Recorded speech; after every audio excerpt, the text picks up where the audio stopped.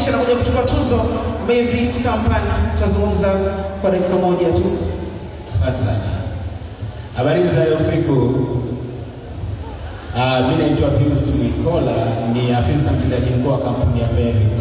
Mevit ni kampuni ambayo inajihusisha na uwekezaji kwenye miliki, ikiwa na maana ya ardhi, nyumba na majengo Tanzania bara, Zanzibar na nje ya nchi.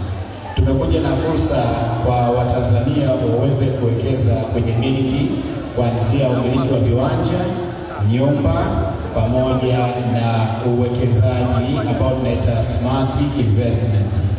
Kwa sasa hivi tuna program ambayo tunazunguka miji yote mikubwa Tanzania, tukiwaelimisha Watanzania kuwekeza kwenye miliki.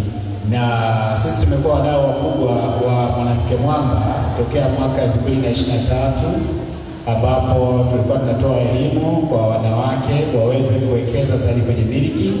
Kwa sasa hivi kuna sheria mpya za kumiliki ardhi, na ni muhimu kwa sisi tulioko hapa, yaani wanawake na wanaume, kuzifahamu sheria hizo. Kwa hiyo tunatoa elimu maeneo mbalimbali. Tulianzia mkoa wa Arusha, Dar es Salaam, Pwani, Dodoma, Mwanza, sasa hivi tunaelekea Mbeya.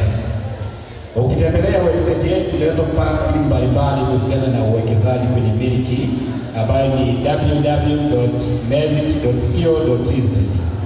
Kwenye uwekezaji huu utaweza kufahamu vitu mbalimbali. Kwa hiyo tunawakaribisha Watanzania waweze kuwekeza kisasa zaidi, ambapo kufahamu sheria za umiliki.